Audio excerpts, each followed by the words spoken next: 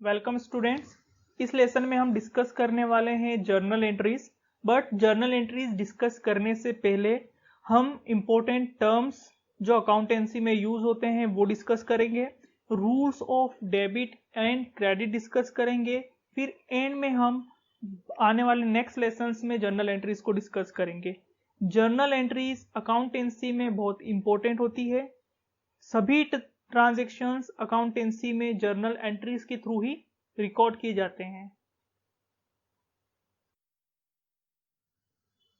Accountancy में ये चार बेसिक टर्म्स सभी को पता होना चाहिए। अकाउंटेंसी हमारा जो सब्जेक्ट है वो अकाउंटेंसी है, अकाउंटिंग नहीं है। अकाउंटिंग सब्जेक्ट का नाम नहीं होता है, सब्जेक्ट का नाम अकाउंटेंसी होता है। अकाउंटेंसी एक वाइडर टर्म है। हम अकाउंटेंसी स्टडी करते हैं। अकाउंटेंसी ही अकाउंटेंट्स को गाइड करती है कि उनको अकाउंटिंग कैसे करना है। अकाउंटिंग एक कंप्लीट बॉडी है जिसमें रूल्स, रेगुलेशंस, प्रोविजंस, गाइडलाइंस हैं कि हमें अकाउंटिंग किस वे में करना है, कौन सा पर्टिकुलर अकाउंट कैसे बनाना है, किसको डेबिट करना है, किसको क्रेडिट करना है, क्या मेथडोलॉजीज अप्लाई करना है, वो सब हम इस अकाउंटेंसी में सीखते हैं। अकाउंटेंसी से छोटा वर्ड होता है अकाउंटिंग। अकाउंटिंग अकाउंटेंसी की एक पूरी प्रोसेस को अकाउंटिंग बोलते हैं। जैसे अकाउंटिंग स्टार्ट होती है ट्रांजैक्शंस को रिकॉर्ड करके, फिर उन ट्रांजैक्शंस को लेजर एक बुक होती है उसमें पोस्ट करके, क्लासिफाई करके, फिर समराइज करके, समरी बनाकर, फिर फाइनल अकाउंट्स बनाकर और फाइनल इंफॉर्मेशन को कम्युनिकेट कर कर। तो अकाउंटिंग जो है वो एक पूरी प्रोसेस है अकाउंट्स को मेंटेन करने की। तो अभी के लिए आप अकाउंटिंग को इस तरीके से याद रख सकते हैं कि अकाउंटिंग रिकॉर्डिंग करने की प्रोसेस है, क्लासिफाइंग करने की प्रोसेस है, समराइजिंग करने की प्रोसेस है और फाइनल इंफॉर्मेशन को यूजर्स को कम्युनिकेट करने की प्रोसेस है। तो उसे हम अकाउंटिंग बोलते हैं। नाउ फिर उससे एक छोटा टर्म और होता है जो होता है बुक कीपिंग। तो 11th क्लास में आप बुक कीपिंग ही सीखते हो। आपकी बुक का नाम भी बुक कीपिंग है। बुक कीपिंग का मतलब सिंपल होता है प्रॉपर और सिस्टमेटिक मेंटेनेंस ऑफ बुक। और सिंपल शब्दों में बोलें तो ट्रांजैक्शंस को सिस्टमेटिक तरीके से रिकॉर्ड करने को ही बुक कीपिंग बोलते हैं। बुक कीपिंग अकाउंटिंग का एक पार्ट है। अकाउंटिंग की पहली स्टेप मैंने आपको बताई रिकॉर्डिंग। तो रिकॉर्डिंग एक्चुअल में बुक कीपिंग है। ट्रांजैक्शंस को बुक में रिकॉर्ड करना ही बुक कीपिंग है, एक सिस्टमेटिक मैनर में। बुक कीपिंग एक क्लर्क करता है, एक लो लेवल ऑफ अकाउंटेंट करता है बुक कीपिंग। तो हमारी जो बुक है उसका नाम double entry system of book keeping है। बुक कीपिंग मतलब बुक्स को मेंटेन करना। तो अकाउंटेंसी में बहुत सारी डिफरेंट बुक्स होती हैं ट्रांजैक्शंस को रिकॉर्ड करने के लिए, क्लासिफाई करने के लिए, तो उनको मेंटेन करना। तो मेंटेन करने का यहाँ मतलब है उनमें ट्रांजैक्शंस को रिकॉर्ड करना। तो ये तीन टर्म अकाउंटेंसी, अकाउंटिंग और बुक कीपिंग सभी को पता होना चाहिए। ये एंटायर बॉडी ऑफ नॉलेज है। अकाउंटिंग जो है वो अकाउंटिंग करने की एक प्रोसेस है जो रिकॉर्डिंग से स्टार्ट होती है और क्लासिफाइंग, समराइजिंग, कम्युनिकेटिंग, इंटरप्रेटिंग और दूसरी और भी प्रोसेस उसमें इंक्लूड है। बुक कीपिंग और छोटा टर्म है जिसमें सिर्फ ट्रांजैक्शंस की रिकॉर्डिंग आती है और बुक्स की मेंटेनेंस आती है। Now last double entry system. हमारी बुक का नाम double entry system of book keeping है। डबल एंट्री सिस्टम का मतलब दो एंट्री करना नहीं है। डबल एंट्री सिस्टम का मतलब है हर एक ट्रांजैक्शन के दो एस्पेक्ट्स होते हैं, डेबिट एस्पेक्ट्स और क्रेडिट एस्पेक्ट्स। ये डेबिट और क्रेडिट आप आगे सीख जाओगे कि डेबिट और क्रेडिट का क्या मतलब होता है। लेकिन डबल एंट्री सिस्टम में हर ट्रांजैक्शन के दो एस्पेक्ट होते हैं, डेबिट और क्रेडिट, और दोनों एस्पेक्ट्स को, डेबिट क्रेडिट दोनों एस्पेक्ट्स को हम रिकॉर्ड करते हैं डबल एंट्री सिस्टम में। तो ये पूरी entire book double entry system पर है जिसमें हम डेबिट और क्रेडिट एस्पेक्ट को रिकॉर्ड करना सीखेंगे। अकाउंटेंसी में बहुत सारे टर्म्स हैं बट हम सबसे पहले जो सबसे सिंपल और सबसे ज्यादा यूज में आने वाले टर्म्स हैं उनको सीखेंगे। जो सबसे कॉमन है और मोर फ्रिक्वेंटली अकाउंटेंसी में हम यूज करेंगे उन टर्म्स को हम सीखेंगे। तो फर्स्ट है कैपिटल। कैपिटल वो पैसा होता है जो ओनर अपने बिजनेस में इन्वेस्ट करता है। प्रोप्राइटर का मतलब बिजनेस का ओनर।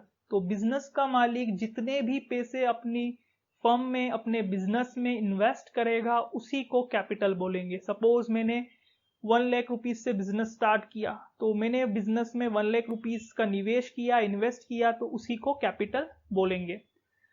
सेकेंड टर्म होता है लाइबिलिटीज। लाइबिलिटीज का मतलब होता है वो पैसा जो बिजनेस को बाहर के लोगों को, आउटसाइडर्स को पे करना है या पैसा चुकाना है। और सिंपल शब्दों में बोलें तो बिजनेस का कर्ज, बिजनेस का उधार, उसको लाइबिलिटीज बोलते हैं, जो बिजनेस को पे करना है। जैसे बिजनेस ने 10,000 रुपीज के गुड्स परचेज करे क्रेडिट पर, क्रेडिट का मतलब उधार पर, तो बिजनेस को गुड्स तो मिल गए लेकिन अब उसे 10,000 रुपए का उधार चुकाना है, तो उसे लाइबिलिटीज बोलते हैं, जो बिजनेस को पैसे देना है किसी को। ओड, ओड मतलब पेएबल। तो ये बहुत सिंपल टर्म्स है, कैपिटल, लाइबिलिटीज। असेट्स, असेट्स का मतलब होता है बिजनेस की प्रॉपर्टी जो बिजनेस ओन करता है। बिजनेस की सभी प्रॉपर्टीज को असेट्स बोलते हैं। जैसे बिजनेस के अंदर एक बिल्डिंग है तो वो बिजनेस की प्रॉपर्टी है, एक मशीन है तो वो बिजनेस की प्रॉपर्टी है, बिजनेस का फर्नीचर है तो वो बिजनेस की प्रॉपर्टी है। तो बिजनेस के अंदर असेट्स बिजनेस की प्रॉपर्टीज कहलाते हैं। बिजनेस की जो जमीन है वो भी प्रॉपर्टी है। उन सभी प्रॉपर्टीज को असेट्स बोलते हैं। एक्सपेंसेस, एक्सपेंसेस बहुत कॉमन वर्ड है, आप सुनते हो एक्सपेंसेस मतलब खर्चे। लेकिन एक्सपेंसेस को हम कैसे एक्सप्लेन कर सकते हैं? तो बिजनेस के लिए एक्सपेंसेस वो हैं जो बिजनेस इंकर्ड करता है। इंकर्ड मतलब खर्चना, इनकम को जनरेट करने के लिए। इनकम को जनरेट करने के लिए जो बिजनेस खर्चे पे करता है वो एक्सपेंसेस होते हैं। जैसे कि रेंट पे करना, इलेक्ट्रिसिटी का बिल पे करना, ऑर्गेनाइजेशन में एम्प्लॉयज जो काम कर रहे हैं उनको सैलरी देना, ये सभी एक्सपेंसेस हैं। और एक्सपेंसेस क्यों इंकर्ड करे जाते हैं? इनकम, रिवेन्यू को जनरेट करने के लिए। Next, revenue. रिवेन्यू इनकम होती है जो फायदा बिजनेस ऑपरेटिंग एक्टिविटीज से अर्न करता है। फॉर एग्जाम्पल, एक कंपनी है जो कॉटन से टेक्सटाइल्स बनाती है, कॉटन टेक्सटाइल कपड़ा बनाती है, तो वो उनकी ऑपरेटिंग एक्टिविटी हुई। कॉटन को यूज करके कॉटन टेक्सटाइल कपड़ा बनाना उनकी ऑपरेटिंग एक्टिविटी हुई। उस ऑपरेटिंग एक्टिविटी से जो मुनाफा, जो फायदा वो कमाते हैं उसको रिवेन्यू बोलते हैं। Next, receipt. रिसिप्ट का मतलब होता है वो अमाउंट जो रिसीव हो गया या रिसीव होना बाकी है। जब बिजनेस अपने असेट्स बेचता है, गुड्स बेचता है, फिनिश्ड प्रोडक्ट बेचता है या कोई सर्विस प्रोवाइड करता है कस्टमर्स को, तो बिजनेस को पैसे रिसीव होते हैं। और कई बार बिजनेस उधार में भी बेचता है तो पैसे रिसीव होना बाकी रहते हैं, तो उसे रिसिप्ट बोलते हैं। एक्सपेंडिचर और एक्सपेंसेस में डिफरेंस है। एक्सपेंडिचर जो है उसमें भी खर्चा होता है, एक्सपेंसेस में भी खर्चा होता है, लेकिन एक्सपेंडिचर में जो खर्चा होता है वो पर्टिकुलरली असेट्स, गुड्स या सर्विस को एक्वायर करने में होता है। जैसे मशीन खरीद ली, गुड्स खरीद लिए, तो इस टाइप का जब अमाउंट इंकर्ड हो, इस टाइप का जब खर्चा हो तो उसको एक्सपेंडिचर बोलते हैं। और रिवेन्यू जनरेट करने के लिए, दोनों वैसे रिवेन्यू जनरेट करने के लिए, लेकिन एक्सपेंसेस के अंदर हम पैसा सैलरी, रेंट और इस फॉर्म में देते हैं। इनकम, रिवेन्यू और इनकम को सेम समझा जाता है जबकि दोनों में डिफरेंस है। सपोज 5,000 रुपीज का कॉटन कंपनी ने 7,000 रुपीज में बेचा, तो 7,000 रुपीज कंपनी का रिवेन्यू होगा, लेकिन कंपनी की इनकम कितनी होगी? 2,000, क्योंकि 7,000 में से 5,000 का एक्सपेंसेस है, तो सिर्फ 2,000 रुपए कंपनी ने कमाए, लेकिन रिवेन्यू कितना है? 7,000। तो रिवेन्यू और इनकम में डिफरेंस होता है। इनकम एक्सपेंसेस माइनस करने के बाद आती है। तो इनकम एक्चुअली प्रॉफिट होता है, मुनाफा होता है, और इनकम फाइंड आउट करने के लिए रिवेन्यू को एक्सपेंसेस में से माइनस करना होता है। जैसे ये एग्जांपल में से 7000 का रिवेन्यू और उस पर 5000 रुपए का एक्सपेंस, तो रिवेन्यू को एक्सपेंसेस में से माइनस करेंगे तो इनकम कैलकुलेट होगी। तो इनकम और रिवेन्यू अलग चीजें हैं। Next, profit. प्रॉफिट और इनकम जो है वो सेम है, लेकिन प्रॉफिट को मेनली एसोसिएट किया जाता है ऑपरेटिंग एक्टिविटीज के साथ। जैसे अभी कॉटन टेक्सटाइल इंडस्ट्री का मैंने एग्जांपल दिया, तो कॉटन टेक्सटाइल इंडस्ट्री जो कॉटन को कन्वर्ट करके कॉटन टेक्सटाइल में कन्वर्ट करके बेचकर जो प्रॉफिट कमाएगी, मतलब खर्चे देने के बाद जो पैसा कंपनी के पास बचेगा, उसको हम प्रॉफिट बोलेंगे, क्योंकि वो प्रॉफिट कंपनी ने अपनी ऑपरेटिंग एक्टिविटीज से अर्न करा है।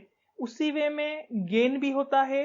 गेन भी प्रॉफिट जैसा ही है, बट गेन के अंदर जो प्रॉफिट होता है वो ऑपरेटिंग एक्टिविटी से नहीं होता है, लेकिन इंसिडेंटल होता है। फॉर एग्जाम्पल, कंपनी के पास एक मशीन थी 10,000 रुपए की, कंपनी ने उस मशीन को 12,000 रुपए में बेच दिया, लेकिन ये कंपनी की ऑपरेटिंग एक्टिविटी नहीं है।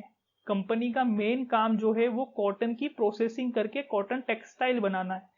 तो जो पैसा कॉटन टेक्सटाइल पे कंपनी के कमाएगी उसको हम प्रॉफिट बोलेंगे, और वो पैसा जो उसको छोड़ के किसी दूसरी चीज से कंपनी ने अर्न करा, मशीन बेच दी या जमीन बेच दी, तो उस टाइप के पैसे पे जो कमाई होगी उसको हम गेन बोलेंगे। गेन जो है वो रेगुलर नहीं होते हैं, इंसिडेंटल होते हैं, कभी कभी होते हैं।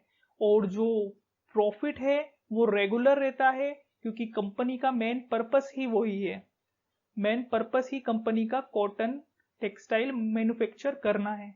तो प्रॉफिट ऑपरेटिंग एक्टिविटी से अर्न होता है, और जो गेन है वो बिजनेस की नॉन ऑपरेटिंग एक्टिविटी से अर्न होता है, जो बिजनेस रेगुलर नहीं करता है। लॉस कब होगा? जब एक्सपेंसेस ज्यादा होंगे, रिवेन्यू कम होगा। अगर कंपनी ने 7,000 रुपए में कॉटन टेक्सटाइल को बेचा, लेकिन उस 7,000 उस कॉटन टेक्सटाइल को बनाने में कंपनी ने 10,000 रुपए खर्च करे थे, तो यहाँ एक्सपेंसेस 10,000 हो गए, लेकिन रिवेन्यू सिर्फ 7,000 ही हुआ, तो कंपनी 3,000 रुपए के लॉस में हो जाएगी। तो लॉस जब होता है जब रिवेन्यू कम हो और एक्सपेंसेस ज्यादा हो जाए। परचेस। परचेस का मतलब खरीदना है, लेकिन अकाउंटेंसी में सिर्फ परचेस लिखा आए तो उसको हमेशा अज्यूम किया जाता है परचेस ऑफ गुड्स या परचेस ऑफ रॉ मटेरियल, जिसको खरीदा जाता है for the purpose of resale. Important बात यहां नोटिस करने के लिए है, परचेस का मतलब सिर्फ परचेस ऑफ गुड्स और परचेस ऑफ रॉ मटेरियल ही होगा हमेशा। जब तक purchase of building, purchase of machine ना हो, परचेस को हम हमेशा परचेस ऑफ गुड समझेंगे। नाउ परचेस दो तरीके से हो सकता है, या तो कैश परचेस या क्रेडिट परचेस। कैश परचेस का मतलब कैश को खरीदना नहीं है, अकाउंटेंसी में ऐसा बोला जाता है। कैश परचेस मतलब पैसे देकर खरीदना। किस चीज को खरीदना? सिर्फ गुड्स को। परचेस का मतलब गुड्स खरीदना। क्रेडिट परचेस, क्रेडिट परचेस का मतलब होता है उधार में खरीदना। कैश परचेस मतलब पैसे देकर खरीदना, क्रेडिट परचेस मतलब उधार में खरीदना। और परचेस जब भी वर्ड आएगा तो हमें उसको हमेशा एसोसिएट करना है गुड्स, रॉ मटेरियल, स्टॉक के परचेस के साथ। Purchase return. कई बार गुड्स हम जो परचेस करते हैं वो हम वापस रिटर्न कर देते हैं सप्लायर को, तो उसको सिंपली परचेस रिटर्न बोलते हैं। परचेस रिटर्न को रिटर्न आउटवर्ड भी बोलते हैं। आउटवर्ड इसलिए क्योंकि जो गुड्स बिजनेस में आए थे वो वापस बिजनेस से आउट हो रहे हैं, वापस जा रहे हैं। तो जो गुड्स परचेस करते हैं हम उनको कई बार हम रिटर्न कर देते हैं, कुछ भी रीजन हो सकता है, गुड्स खराब हुए, तो उसको हम रिटर्न आउटवर्ड बोलते हैं। उसके बाद आता है सेल्स। सेल्स जैसे परचेस का मतलब हमेशा परचेस ऑफ गुड्स रहेगा, परचेस ऑफ रॉ मटेरियल रहेगा, वैसे ही सेल्स का मतलब भी हमेशा सेल्स ऑफ गुड्स या सेल्स ऑफ रॉ मटेरियल रहेगा। वो गुड्स जो हमने खरीदे हैं बेचने के लिए। जैसे परचेस कैश में भी कर सकते हैं और क्रेडिट में भी कर सकते हैं, वैसे ही सेल्स भी कैश में भी हो सकती है और क्रेडिट में भी हो सकती है। कैश देके भी चीजों को हम बेच सकते हैं और हम किसी को उधार में भी बेच सकते हैं गुड्स। जैसे परचेस रिटर्न था वैसे ही सेल्स रिटर्न भी होता है। जब हम गुड्स बेचें और कोई हमें गुड्स रिटर्न कर जाए तो उसको हम सेल्स रिटर्न बोलते हैं। जब बिजनेस को कोई गुड्स रिटर्न कर जाता है तो उसको सेल्स रिटर्न बोलते हैं, और जब बिजनेस किसी को गुड्स रिटर्न कर दे तो उसको हम परचेस रिटर्न बोलते हैं। तो सेल्स रिटर्न का मतलब जो गुड्स हमने बेचे वो हमें कोई रिटर्न कर गया तो गुड्स हमें वापस मिले, इसलिए सेल्स रिटर्न को रिटर्न इनवर्ड बोलेंगे। और परचेस रिटर्न में गुड्स हमने वापस दिए थे, आउट हुए थे, इसलिए उसको रिटर्न आउटवर्ड भी बोलते हैं। तो रिटर्न आउटवर्ड, रिटर्न इनवर्ड जो है परचेस रिटर्न और सेल्स रिटर्न के दूसरे नाम है जो आपको याद होना चाहिए और इसमें आप कंफ्यूज नहीं होना चाहिए। गुड्स का मतलब वो assets, physical assets, raw material भी हो सकता है, वो फिनिश गुड्स भी हो सकते हैं जिनको परचेस किया जाता है बिजनेस में, या तो आगे मैन्युफैक्चर करके बेचने के लिए या फिर सिर्फ बेचने के लिए, तो उन्हें हम गुड्स कहते हैं। स्टॉक, स्टॉक भी टेंजिबल असेट है, गुड्स की तरह है। टेंजिबल का मतलब है वो चीज जिसको हम देख सकते हैं, छू सकते हैं। जो बिजनेस परचेस करता है प्रोडक्शन के लिए, या तो उसका को मैन्युफैक्चर करके कुछ बनाया जाता है या उसको स्ट्रेट फॉरवर्ड मार्केट में एज इट इज सेल कर दिया जाता है, तो उसे स्टॉक बोलते हैं। रॉ मटेरियल भी बोलते हैं, गुड्स भी बोल सकते हैं। ट्रेड रिसीवेबल्स, कई बार बिजनेस जो है वो गुड्स को उधार में सेल करता है, क्रेडिट पे सेल करता है। तो जब क्रेडिट पे सेल करता है तो बिजनेस को, जिन लोगों को बिजनेस ने बेचा है उधार में, उनसे पैसे लेना होते हैं, तो उन्हें ट्रेड रिसीवेबल बोलते हैं। बिजनेस को रिसीव करना है जो गुड्स और सर्विसेज बिजनेस ने बेची हैं। वैसे ही ट्रेड पेबल्स होता है, जैसे बिजनेस उधार में बेच सकता है, क्रेडिट पे सेल कर सकता है, वैसे क्रेडिट पे परचेज भी कर सकता है। तो बिजनेस ने जहां से क्रेडिट में परचेज करा है वहां पर बिजनेस को फ्यूचर में पेमेंट देना है, तो उन गुड्स और सर्विसेज के लिए जब बिजनेस को पेमेंट करना होती है तो उसको हम ट्रेड पेबल्स बोलते हैं। ट्रेड रिसीवेबल और ट्रेड पेबल। वाउचर्स, बिजनेस में ट्रांजैक्शंस को बुक में रिकॉर्ड किया जाता है। सबसे पहले ट्रांजैक्शंस जर्नल एंट्रीज में रिकॉर्ड होते हैं, ऑफिशियली जर्नल एंट्रीज में। तो उन ट्रांजैक्शंस को रिकॉर्ड करने के लिए कुछ एविडेंस चाहिए, तो उन एविडेंस के लिए वाउचर्स को प्रिपेयर किया जाता है। जैसे फॉर एग्जांपल बिजनेस ने फर्नीचर परचेज किया, तो फर्नीचर परचेज करने का ट्रांजैक्शन हमको बिजनेस में रिकॉर्ड करना है, तो उसके लिए उस फर्नीचर का इनवॉइस लगेगा। उस फर्नीचर खरीदने का, जहां से फर्नीचर खरीदा होगा उसका बिल यूज होगा, तो वो बिल जो है एज अ एविडेंस एक टाइप का सबूत की तरह वर्क करेगा उस ट्रांजैक्शंस को बुक में रिकॉर्ड करने के लिए। तो वाउचर्स जो रहते हैं वो बिजनेस के ट्रांजैक्शंस के एविडेंस रहते हैं, और ट्रांजैक्शन उन एविडेंस के बेसिस पर ही बुक्स में रिकॉर्ड होते हैं। डिस्काउंट, तो डिस्काउंट बिजनेस रिसीव भी करता है, बिजनेस डिस्काउंट अलाउ भी करता है। डिस्काउंट का सिंपल मतलब है प्राइस में रिडक्शन होना। तो जब कस्टमर पैसे पे करता है तो कुछ उसको अमाउंट में प्राइस में रिडक्शन दिया जाता है, उसको डिस्काउंट बोलते हैं। तो डिस्काउंट बिजनेस रिसीव भी कर सकता है और बिजनेस डिस्काउंट अलाउ भी करता है। बैड डेट, बैड डेट वो पैसा होता है जो बिजनेस रिकवर नहीं कर पाता है। सपोज बिजनेस ने 10,000 रुपीज के गुड्स एक पर्सन को बेचे, उस पर्सन ने सिर्फ 5,000 पे करे और बाकी के 5,000 पे करने से मना कर दिया, तो वो 5,000 बैड डेट कहलाएगी। डेट का मतलब होता है उधार, और बैड डेट का मतलब समझ ही गए होगे, वो पैसा, वो उधार जो बिजनेस रिकवर नहीं कर पाया, उसको हम बैड डेट बोलते हैं। अगर कोई कस्टमर बिजनेस को पैसा नहीं देता है क्रेडिट में खरीदने के बाद, तो उसे हम बैड डेट बोलेंगे। डेप्रिसिएशन चार्ज होता है फिक्स्ड असेट्स पे। डेप्रिसिएशन का मतलब है फिक्स्ड असेट की वैल्यू में डिक्रीज होना, फिक्स्ड असेट की वैल्यू कम होना उसके यूजेज के साथ या टाइम के बीतने पे। जैसे एक मशीन हमने 2001 में 10,000 रुपए की खरीदी, तो 2001 में 10,000 की मशीन 2002 में उसकी वैल्यू जो है कम हो जाएगी, फिर 2003 में और कम हो जाएगी, 2004 में और कम हो जाएगी। तो जो उसकी वैल्यू कम हो रही है उसी को हम डेप्रिसिएशन बोलते हैं। डेप्रिसिएशन सभी फिक्स्ड असेट्स पे चार्ज होता है। फिक्स्ड असेट क्या होते हैं वो हम बाद में डिटेल में डिस्कस कर लेंगे, लेकिन अभी के लिए आप इतना जान लीजिए, जो असेट जो प्रॉपर्टी बिजनेस में लंबे समय के लिए रहती है उन्हें हम फिक्स्ड असेट बोलते हैं। जैसे मोर देन 1 ईयर, जो 1 ईयर से ज्यादा के लिए रहती है उन्हें फिक्स्ड असेट बोलते हैं। जैसे बिल्डिंग, मशीन, ये सब फिक्स्ड असेट हैं। और इन फिक्स्ड असेट की वैल्यू डेप्रिशिएट होती है। डेप्रिशिएट होती है मतलब टाइम टू टाइम इनकी वैल्यू डिक्रीज होती जाती है, तो उसी को हम डेप्रिसिएशन बोलते हैं। तो डेप्रिसिएशन सभी फिक्स्ड असेट पे चार्ज होता है सिर्फ लैंड को छोड़ के। एंट्री, तो जर्नल में हम क्या रिकॉर्ड करते हैं? Journal entry. एंट्री का मतलब होता है ट्रांजैक्शंस को रिकॉर्ड करना। एंट्री जो एंट्री और एग्जिट वाला एंट्री नहीं है यहाँ। एंट्री का मतलब है ट्रांजैक्शंस को बुक में रिकॉर्ड करना, बुक में एंटर करना। ये बहुत इंपॉर्टेंट है और थोड़े से डिफिकल्ट टर्मिनोलॉजीज है जो आपको समझने में थोड़ी दिक्कत हो सकती है। Outstanding salary. आउटस्टैंडिंग का मतलब हिंदी में बकाया, जो ड्यू है पेमेंट के लिए। पेमेंट फर्म की साइड से, मतलब फर्म को पे करना, जहां पर कुछ पैसा बाकी रहेगा फर्म के ऊपर तो वहां हमेशा आउटस्टैंडिंग यूज होगा।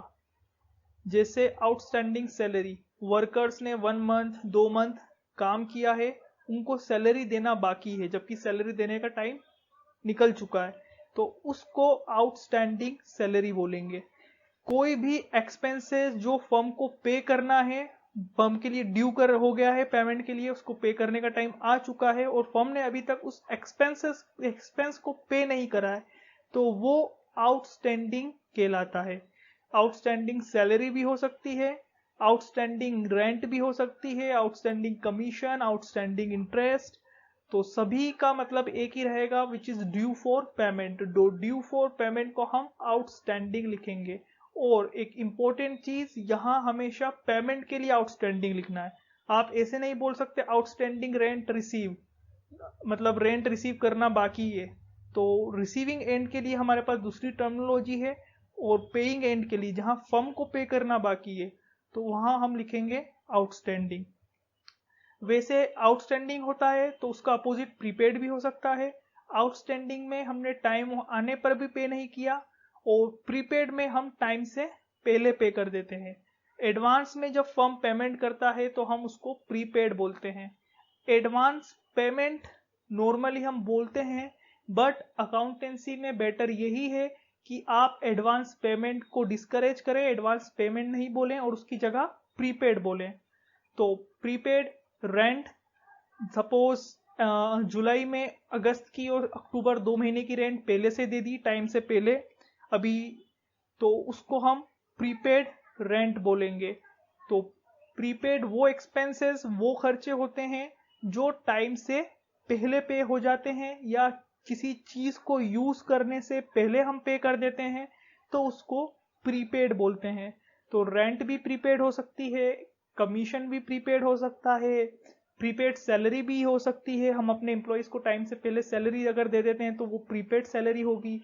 प्रीपेड रेंट हो सकती है, प्रीपेड इंटरेस्ट भी हो सकता है। और इंपॉर्टेंट चीज, आउटस्टैंडिंग और प्रीपेड हमेशा फर्म के पेइंग के लिए यूज होंगे। ठीक है। एक और next, accrued income. Accrued income वो इनकम होती है जो फर्म ने अर्न तो कर ली है पर फर्म को रिसीव नहीं हुई।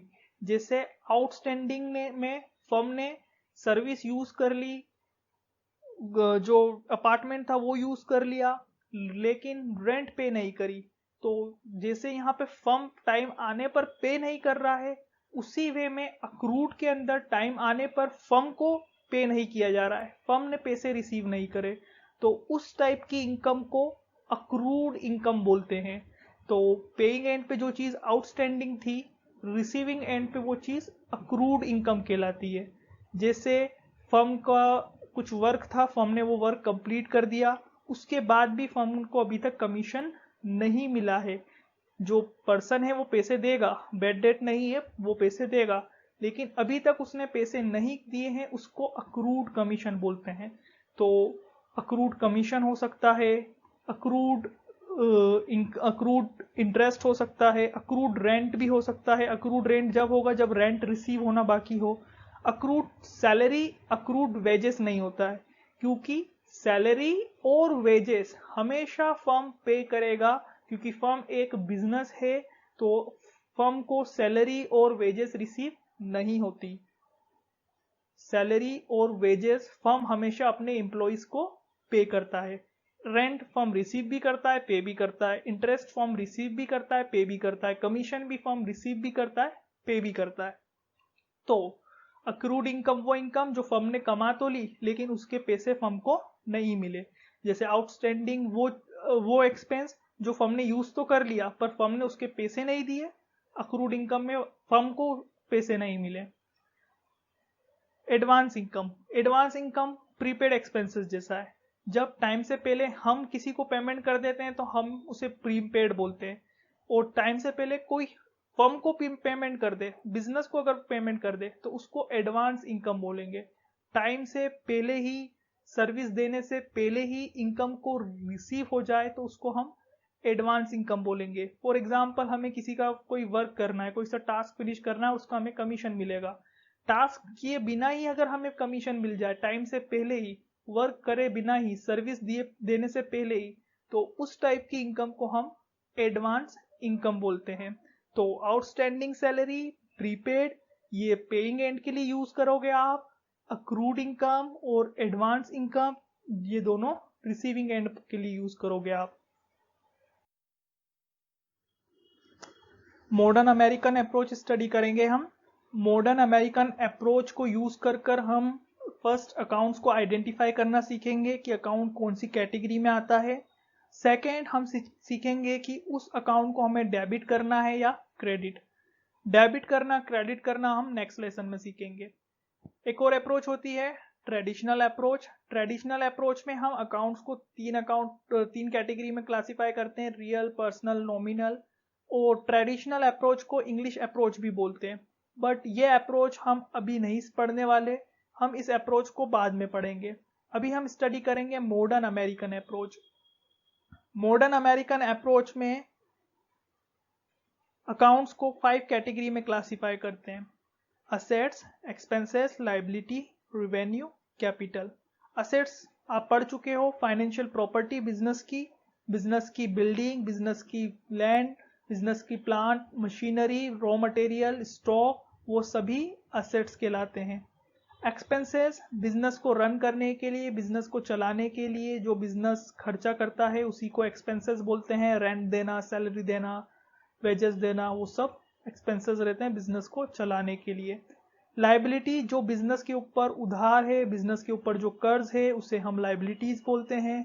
सपोज बिजनेस ने 10,000 रुपए के गुड्स खरीदे और उनके अभी तक पैसे नहीं दिए, तो ये बिजनेस की लायबिलिटी है, बिजनेस के ऊपर कर्ज है। रिवेन्यू, बिजनेस जो इनकम अर्न करता है उसी को हम रिवेन्यू बोलते हैं। बिजनेस का जो जो मुनाफा होगा, जो जो फायदा होगा, वो हम इस रिवेन्यू वाले अकाउंट में डालेंगे। कैपिटल, कैपिटल का मतलब बिजनेस के ओनर ने बिजनेस के अंदर जितनी भी इन्वेस्टमेंट की है उसको हम कैपिटल बोलते हैं। ये डिफरेंट टाइप के अकाउंट्स हैं। इन डिफरेंट टाइप के अकाउंट्स को हमें फाइंड आउट करना है कि वो इन 5 कैटेगरीज में से कौन सी कैटेगरीज में आएंगे। जैसे लैंड एंड बिल्डिंग एक असेट है, एक्सपेंस, लायबिलिटी, रिवेन्यू, कैपिटल होना पॉसिबल नहीं है। लैंड एंड बिल्डिंग बिजनेस की प्रॉपर्टी है। असेट हर वो चीज है जिसको बेचकर फर्म कैश में कन्वर्ट कर सकता है, तो लैंड एंड बिल्डिंग को बेच के फर्म कैश में कन्वर्ट कर सकता है, तो ये लैंड एंड बिल्डिंग हमेशा कहाँ आएगा, असेट्स में। लैंड एंड बिल्डिंग कौन क्या होता है फर्म का? असेट्स होता है। तो ये सभी अकाउंट्स आपको फाइंड आउट करना है कि वो कौन सी कैटेगरी के अंदर आएंगे। Second, investment.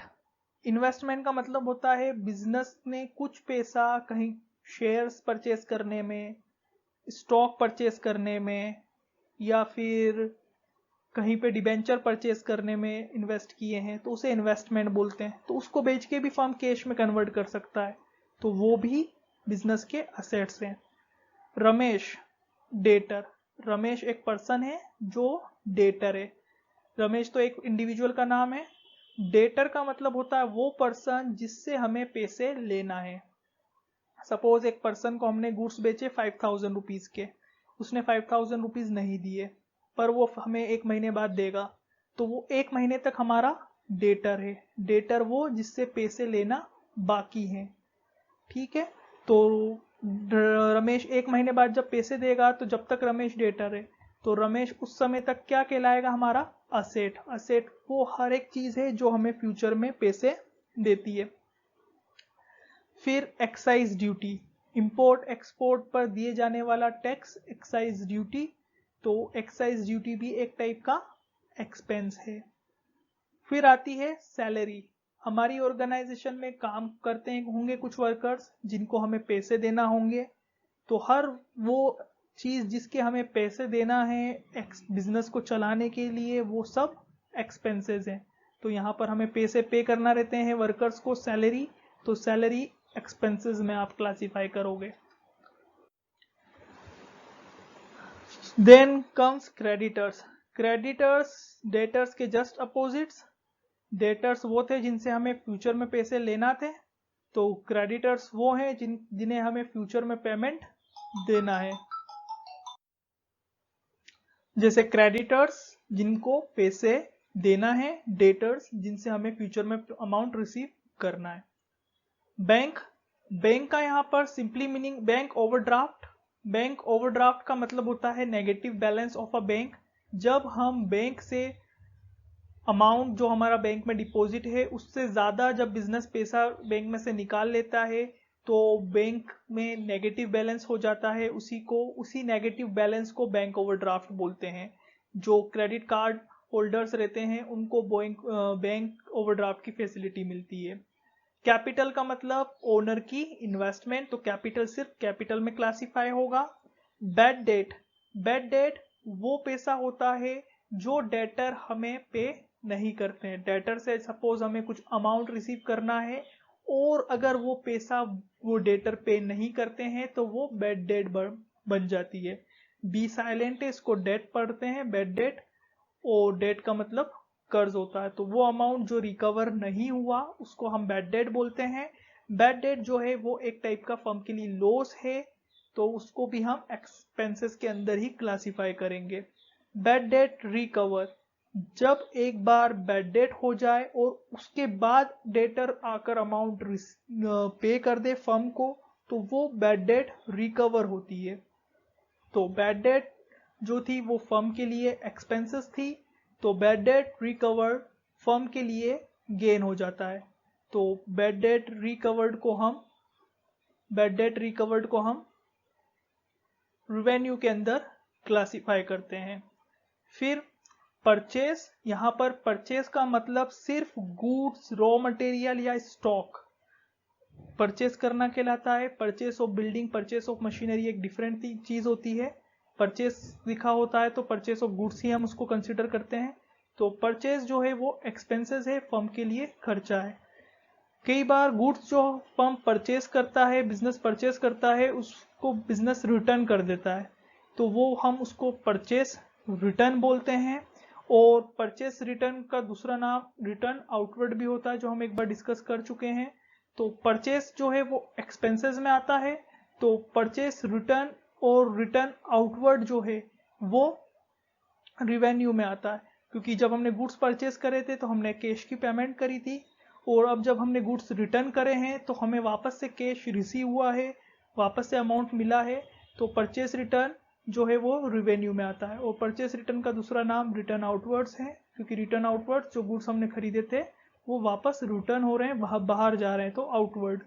मोटर व्हीकल एक असेट है, एक इक्विपमेंट है जो बिल्डिंग मशीनरी की तरह ही है, जो यूज हो रहा है, तो उसको हम असेट्स मानते हैं। डेप्रिसिएशन का मतलब होता है असेट की वैल्यू में, फिक्स्ड असेट की वैल्यू डिक्रीज होना, तो डेप्रिसिएशन फर्म के लिए एक एक्सपेंसेस रहता है। डेप्रिसिएशन के बाद ड्रॉइंग। ड्रॉइंग बिजनेस में से ओनर कुछ पैसे निकाल लेता है या कुछ असेट्स जैसे फर्नीचर उनको अपने पर्सनल यूज में ले लेता है, तो उसको ड्रॉइंग बोलते हैं। और तो फर्म के पॉइंट ऑफ व्यू से ड्रॉइंग जो है वो फर्म के लिए एक्सपेंस है। गुडविल। गुडविल बिजनेस की गुड रेपुटेशन को बोलते हैं, जिससे बिजनेस हायर प्रॉफिट अर्न करता है इन कंपेयर टू कॉम्पिटिटर्स, उसी को गुडविल बोलते हैं। गुडविल को हम बाद में और डिटेल में डिस्कस करेंगे। अभी के लिए आप इतना जान लीजिए, बिजनेस की गुड रेपुटेशन जो बिजनेस को हायर प्रॉफिट अर्न करने में हेल्प करती है। जैसे एग्जांपल, मोबाइल कंपनीज में लोग सैमसंग, आईफोन को जानते हैं, उनकी बिजनेस की रेपुटेशन है और वो बाकी दूसरी कंपनी से हायर प्रॉफिट अर्न करती हैं, तो उसको हम गुडविल बोलते हैं। तो गुडविल भी एक असेट है, फर्म को प्रॉफिट अर्न करने में हेल्प करता है। वेजेस और सैलरी में डिफरेंस होता है। सैलरी हम मंथली पे करते हैं, बट वेजेस रेगुलर बेसिस पे की जाती है, और मोस्टली लेबरर्स वर्क के लिए वेजेस हम पे करते हैं, जो लेबर वर्क करती है, तो वेजेस भी एक्सपेंसेस है। फ्राइट, गुड्स को एक जगह से दूसरी जगह पर ट्रांसपोर्ट करने का जो किराया होता है उसको हम फ्राइट बोलते हैं।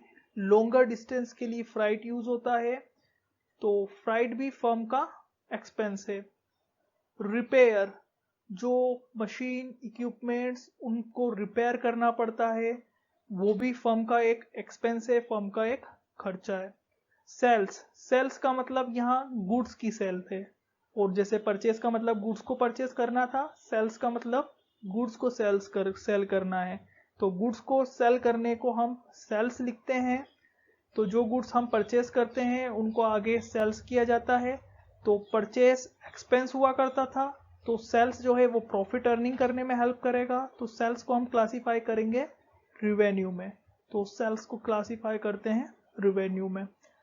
सेल्स रिटर्न, जब हम सेल्स करेंगे तो कैश आएगा, रिवेन्यू में उसको क्लासिफाई किया। सेल्स रिटर्न होगा, कस्टमर को हमने सेल किया और कस्टमर हमें गुड्स रिटर्न करके जा रहा है, तो वो हमारे लिए एक्सपेंस हो जाएगा। तो सेल्स रिटर्न हमारे लिए एक्सपेंस हो जाएगा, क्योंकि हमें जो इनकम हम अर्न कर चुके थे वो हमें उसे वापस रिटर्न करना पड़ रही है। सेल्स करके जो हमने इनकम अर्न करी थी वो हमें सेल्स रिटर्न में वापस रिटर्न करना पड़ रही है, वो पैसे वापस देना पड़ रहे हैं, तो सेल्स रिटर्न एक्सपेंसेस में क्लासिफाई होगा। सेल्स रिटर्न का दूसरा जो नाम है वो रिटर्न इनवर्ड होता है, क्योंकि जो गुड्स हमने भेजे थे, बाहर बेचे थे, वो ही गुड्स फर्म में वापस आ गए, तो वो रिटर्न इनवर्ड कहलाते हैं। रेंट भी बिजनेस का एक्सपेंस है। सॉरी, रेंट नहीं, इसके बाद लैंड और बिल्डिंग और डेटर्स, इनको हम ऑलरेडी स्टडी कर चुके हैं। Land, building, debtors, plant and machinery, ये चारों चीजें फर्म की असेट्स हैं। Land, building, debtors, plant and machinery. Debtors आपको अभी बताया था, वो पर्सन जिससे हमें पैसे लेना है। Bank loan, bank loan business की लाइबिलिटी है, बिजनेस को इस लाइबिलिटी को फ्यूचर में पे करना है, बिजनेस के ऊपर एक टाइप का कर्ज है, तो बैंक लोन लाइबिलिटी है। रेंट, अगर सिर्फ रेंट लिखा हो तो हमेशा उसको पे ही मानेंगे, अगर इंटरेस्ट लिखा हो तो उसको हमेशा पे करना ही मानेंगे। तो रेंट बिजनेस का एक्सपेंस है, बिजनेस को ये खर्चा पे करना रहता है। तो रेंट पे करना जब एक्सपेंस है, तो रेंट रिसीव करना बिजनेस के लिए रिवेन्यू है। तो रेंट रिसीव बिजनेस के लिए रिवेन्यू है, उसको आपको रिवेन्यू में क्लासिफाई करना है। डिस्काउंट रिसीव बिजनेस के लिए एक गेन है, बिजनेस के लिए एक फायदा है, इसीलिए डिस्काउंट रिसीव को आप रिवेन्यू में क्लासिफाई करोगे। और डिस्काउंट अलाउ बिजनेस के लिए एक्सपेंस है, क्योंकि बिजनेस को अमाउंट कम करना पड़ेगा, बिजनेस को कम पैसे रिसीव होंगे, तो डिस्काउंट अलाउ बिजनेस के लिए एक्सपेंस है, तो डिस्काउंट अलाउ बिजनेस के लिए एक्सपेंस है और डिस्काउंट रिसीव बिजनेस के लिए रिवेन्यू है। कैरियज इनवर्ड और कैरियज आउटवर्ड। कैरियज का मतलब होता है गुड्स को ट्रांसपोर्ट करने का जो एक्सपेंस रहता है उसको कैरियज बोलते हैं, बहुत शॉर्टर डिस्टेंस के लिए, एक छोटे से डिस्टेंस के लिए, जैसे गुड्स को लोड अनलोड करना, तो वो भी कैरियज में आता है। तो कैरियज इनवर्ड और कैरियज आउटवर्ड, जब गुड्स मार्केट से परचेस करके लाए जाते हैं ऑर्गेनाइजेशन में तो वो कैरियज इनवर्ड होता है, और बनने के बाद मैन्युफैक्चर होने के लिए जब मार्केट में वापस जाते हैं तो वो आउटवर्ड होता है। कैरियज इनवर्ड को कैरियज ऑन परचेज भी बोलते हैं, कैरियज आउटवर्ड को कैरियज ऑन सेल्स भी बोलते हैं। खरीदने पे दिया गया कैरियज और बेचने के लिए, अब मार्केट में वो सेल होने के लिए जा रहे हैं तो उसको कैरियज आउटवर्ड को कैरियज ऑन सेल्स भी बोलते हैं। दोनों कैरियज इनवर्ड और आउटवर्ड एक्सपेंस है, बिजनेस के लिए खर्चा है। कैरियज इनवर्ड भी और कैरियज आउटवर्ड को आप एक्सपेंसेस के अंदर क्लासिफाई करोगे। फिर आता है बिल्स पेबल और बिल्स रिसीवेबल। बिल्स पेबल और बिल रिसीवेबल एक डिफरेंट चैप्टर है बिल्स ऑफ एक्सचेंज, उसमें हम बहुत डिटेल में इनको पढ़ने वाले हैं।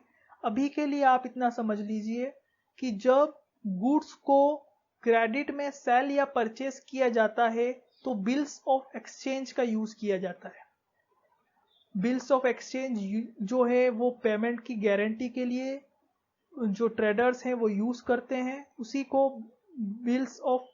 बिल्स पेबल और बिल रिसीवेबल बोलते हैं। जैसे बिल्स पेबल यूज करते हैं जब हम गुड्स को परचेस करते हैं क्रेडिट में, तो जब गुड्स को क्रेडिट में हम परचेस करते हैं तो उस पे हमें पेमेंट देना होती है तो उसे बिल्स पेबल बोलते हैं। और बिल रिसीवेबल जब हमें पेमेंट रिसीव करना होती है तो हम उसे बिल रिसीवेबल बोलते हैं। गुडविल ऑलरेडी हम स्टडी कर चुके हैं। Furniture and fixture. फर्नीचर आपको पता है फर्म का असेट है, प्रॉपर्टी है। फिक्सचर्स का मतलब होता है बहुत सारी ऑर्गेनाइजेशंस में ऑफिस बने रहते हैं, कैबिन्स बने रहते हैं, फिटिंग्स रहती हैं एल्यूमिनियम्स, तो उसको फर्नीचर एंड फिटिंग्स या फिक्सचर्स बोलते हैं। तो फर्नीचर और फिक्सचर भी फर्म के असेट्स के अंदर हम क्लासिफाई करेंगे। कैश, सिर्फ कैश लिखा हो तो उसको कैश बैलेंस समझते हैं। जो मॉनेटरी फॉर्म में, नोट्स की फॉर्म में फर्म के पास बैलेंस रहता है कैश की फॉर्म में, उसे कैश बैलेंस को शॉर्ट में कैश लिखते हैं। और बैंक के अंदर जो बैलेंस रहता है उसको शॉर्ट में बैंक लिखते हैं। दोनों ही कैश और बैंक फर्म के असेट्स रहते हैं। कैश और बैंक फर्म के असेट्स रहते हैं। इंटरेस्ट फर्म का एक्सपेंस रहता है। इंटरेस्ट का मतलब सिर्फ इंटरेस्ट पे होता है जब तक आगे इंटरेस्ट रिसीव नहीं हो, तो इंटरेस्ट फर्म का एक्सपेंस रहता है। जैसे इंटरेस्ट एक्सपेंस है तो इंटरेस्ट रिसीव फर्म का रिवेन्यू हो जाएगा। अब दो इंपॉर्टेंट चीजें हम डिस्कस करते हैं, आउटस्टैंडिंग, प्रीपेड, अक्रूड और एडवांस। अभी आपको बताया गया था प्रीवियस स्लाइड में कि आउटस्टैंडिंग का मतलब है which is due for payment, prepaid का मतलब है which is paid in advance. तो जब कुछ चीज आउटस्टैंडिंग होती है तो उसको आप हमेशा लायबिलिटी में लिखोगे। जैसे फॉर एग्जांपल रेंट है, रेंट एक्सपेंस है, रेंट जो है वो एक्सपेंस है, उसको आप कहाँ लिखते हो, एक्सपेंसेस के अंदर लिखते हो रेंट को। और आउटस्टैंडिंग रेंट को आप कहाँ लिखते हो, आउटस्टैंडिंग रेंट को आप लायबिलिटी में लिखते हो। रेंट पे करना एक्सपेंस कहलाएगा, लेकिन जब वो रेंट आउटस्टैंडिंग हो जाएगी तो वो फर्म की लायबिलिटी बन जाएगी, उसको आप लायबिलिटीज में लिखोगे। सिमिलर वे में prepaid rent, prepaid rent firm की असेट बन जाती है। प्रीपेड रेंट फर्म के लिए असेट बन जाती है। ये चीज समझने में थोड़ा टाइम लगेगा आपको कि प्रीपेड रेंट जो है वो फर्म की एसेट कैसे बन गई। अज्यूम करें कि सपोज हमने एक बिल्डिंग खरीदी है 50,000 रुपीज की, हमने 50,000 रुपीज पे कर दिए, एडवांस हमने पे कर दिए, बिल्डिंग हमारी हो गई। अब हम उस बिल्डिंग को यूज करेंगे तो वो उसको असेट अज्यूम करेंगे। तो प्रीपेड रेंट भी उसी की तरह है। हमने 6 महीने का रेंट दे दिया एडवांस में, एक बिल्डिंग हमें 6 मंथ के लिए अब मिल चुकी है, अब 6 मंथ हम उसको यूज करेंगे, तो वो बिल्कुल उस बिल्डिंग की तरह हो गया जिसको हमने परचेस किया था। इसीलिए प्रीपेड एक्सपेंसेस असेट्स में क्लासिफाई होंगे और आउटस्टैंडिंग एक्सपेंसेस हमेशा लाइबिलिटी में क्लासिफाई होंगे। अब बात करते हैं अक्रूड इनकम और एडवांस इनकम की। अक्रूड इनकम वो जो हमने कमा ली पर पैसे रिसीव होना बाकी हैं। For example accrued rent, suppose हमें रेंट रिसीव करना है और 2 महीने की रेंट बाकी है, 2 महीने से एक पर्टिकुलर इंडिविजुअल ने हमारे बिजनेस को रेंट पे नहीं करी, तो वो चीज जिसके लिए फ्यूचर में पैसे आए वो सभी असेट्स रहते हैं। तो अक्रूड इनकम्स को आप असेट्स में क्लासिफाई करोगे। जैसे अक्रूड कमीशन हुआ तो उसको आप कहां क्लासिफाई करोगे? असेट में। Accrued commission, accrued rent, accrued interest, कोई भी अक्रूड इनकम हो। और एडवांस इनकम जो आपने टाइम से पहले रिसीव कर ली उसको आप लाइबिलिटी में क्लासिफाई करोगे। कैसे? For example advance commission, suppose आपको वर्क करना है, आपको किसी कंपनी के 100 प्रोडक्ट सेल करना है, अभी तक आपने सेल नहीं करे, जब आप उन्हें सेल करोगे तो आपको उन्हें कमीशन मिलने वाला था, वो कमीशन आपको उन्होंने पहले ही दे दिया, आपका सर्विस देने से पहले ही, आपके काम करने से पहले ही, और अभी आपको वो काम उनके लिए करना है। तो जब एक इनकम उस काम करने से पहले या टाइम से पहले मिल जाती है तो वो एक लाइबिलिटी में क्लासिफाई होती है, क्योंकि अभी तक उसको अर्न नहीं किया गया है, कमाया नहीं गया है। तो आउटस्टैंडिंग लाइबिलिटी में क्लासिफाई होता है, एडवांस भी लाइबिलिटी में क्लासिफाई होता है। ये एडवांस रिसीव है। अक्रूड और एडवांस रिसीविंग एंड के लिए यूज होते हैं, आउटस्टैंडिंग और प्रीपेड पेइंग एंड के लिए यूज होते हैं। तो एडवांस कमीशन जो आपने अर्न कर लिया है, जो आपको रिसीव हो गया है, आपने अर्न नहीं किया है, वो लाइबिलिटी में क्लासिफाई होगा। अब उसके लिए आपको अर्न करना पड़ेगा, आपको उसके लिए वर्क करना पड़ेगा, आपको अमाउंट स्पेंड करना पड़ेगा। आपको T S Grewal double entry system और बुक कीपिंग बुक परचेस करना है, चाहो तो आप 2020 एडिशन या प्रीवियस 19 एडिशन भी परचेस कर सकते हो अपने सीनियर्स से।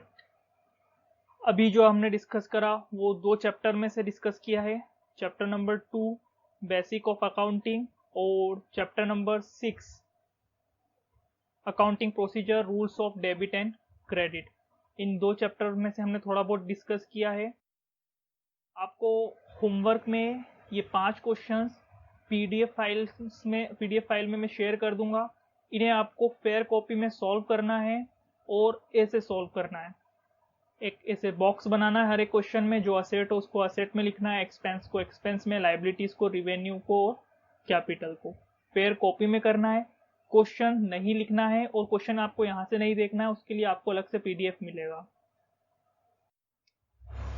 और जल्दी से जल्दी आपको बुक परचेस करना है, क्योंकि स्टार्टिंग में अभी पीडीएफ में क्वेश्चंस मिलेंगे, लेकिन बाद में डायरेक्ट बुक से क्वेश्चन मिलेंगे।